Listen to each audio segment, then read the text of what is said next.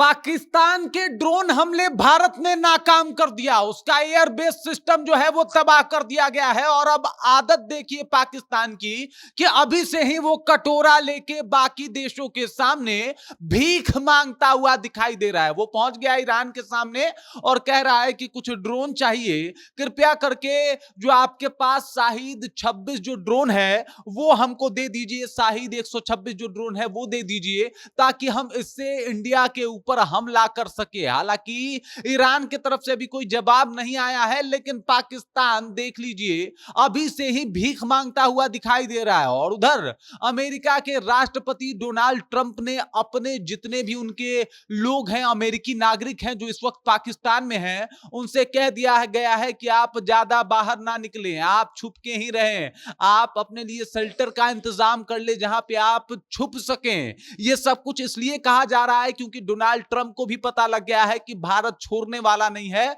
और भारत जो है वो पाकिस्तान को उसकी औकात दिखा के ही दम लेगा। इधर एस जयशंकर जो है वो अपील कर रहे हैं लगातार। सब कुछ आपको विस्तार पूर्वक बताएंगे, लेकिन उससे पहले मेरा परिचय जान लीजिए। मेरा नाम है रजत और आप जनता जंक्शन देख रहे हैं। सबसे पहले आप समझ जाइए कि इधर जो है ईरान के पास पहुंच चुका है अमेरिका और कह रहा है कि साहब एक ड्रोन दे दीजिए, जो आपके पास 26 है ना, 126 शाहिद 126 वो ड्रोन चाहिए, वो ड्रोन दे दीजिए ताकि हम भारत पे हमला कर सके। अरे खबर तो ये थी कि 7 दिन तक लड़ सकता है पाकिस्तान। स्थिति और हालात ये है कि अभी पहला दिन है और यहां पे पाकिस्तान की हालत इस तरीके खराब है कि वो अभी से ही ईरान से ड्रोन मंगाने की बात कर रहा है, ड्रोन का डिमांड कर रहा है। इसकी भी जानकारी मिल रही है और अभी ईरान की तरफ से इसके ऊपर कुछ भी बयान नहीं आया है। ईरान हो सकता है इसको दुत्कार भी दे। हालांकि ईरान को हमेशा से एक शौक रहा है कि भाई साहब हम खलीफा बने। खलीफा का मतलब मुसलमान देशों का नेतृत्वकर्ता बने हम पूरे विश्व में। लेकिन देखना यह होगा कि क्या ईरान भारत से लोहा लेने को तैयार है। और इधर लगातार जो है वो पाकिस्तान जो है वो कांटेक्ट कर रहा है ईरान को कि बचा लीजिए। जिस तरीके से पाकिस्तान ने हमला किया और उसके बाद जिस तरीके से हवा में ही उसके ड्रोन और उसके मिसाइलों को हमारे एयरबेस सिस्टम ने एकदम से उड़ा दिया, वहीं पे हवा में ही उसको ध्वस्त कर दिया, उसके बाद उसका एयरबेस सिस्टम भी उड़ा दिया गया। उसके बाद पाकिस्तान की अकल ठिकाने आ गई है। पाकिस्तान को लग रहा है कि भाई साहब ये दर्दनाक स्थिति जो है हमारे देश की है और अभी हालत और ज्यादा बिगड़ने वाली है, अभी स्थिति और ज्यादा खराब हो सकती है। इसीलिए जो है वो उससे ईरान से ड्रोन मांग रहा है। इधर जैसा कि मैंने आपको बताया कि अमेरिका जो है वो अपने नागरिकों से कह रहा है कि जो भी अमेरिकी नागरिक इस वक्त पाकिस्तान में हैं वो अपने छुपने के लिए शेल्टर का व्यवस्था कर ले, जहां पे बम वगैरह हवाई हमले हो तो वो अपने आप को बचा सके, तब जाके जो है वो कुछ हो पाएगा।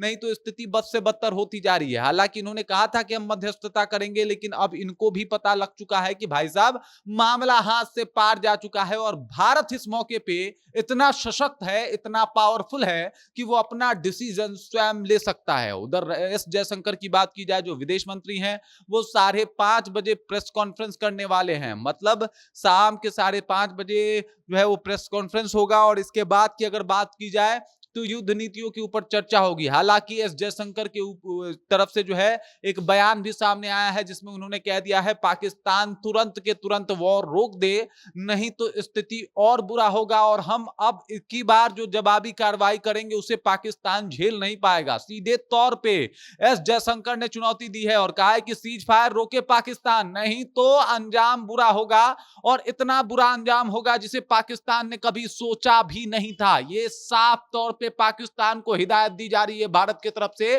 कि भाई साहब हमला रोको, सीज फायर रोको, ये जो नापाक हरकतें कर रहे हो तुरंत के तुरंत रोको, वरना हमला इधर से भी होगा और इस बार इतना जोरदार हमला होगा कि पाकिस्तान उसको बर्दाश्त नहीं कर पाएगा, झेल नहीं पाएगा। जो तस्वीरें आ रही है पाकिस्तान के अंदर से आ रही है, उनके सैनिकों के नेस्तु नाबूद होने की जो है वो खबरें आ रही है। लगातार उनके अब सैनिकों पे अटैक जारी है। वो कहा जा रहा था कि जब तक उनके सैनिक जो है 2-4-10 इधर उधर नहीं होंगे तब तक उनका अक्ल ठिकाने नहीं आएगा। तो लीजिए भाई साहब, अब अक्ल ठिकाने लाने के लिए सेना ने उनके सैनिकों पे जवाबी कार्रवाई कर दी। उधर पुंछ में जो उनकी चौकी थी, पाकिस्तान आर्मी की चौकी थी, उसे ध्वस्त कर दिया गया है, उड़ा दिया गया है।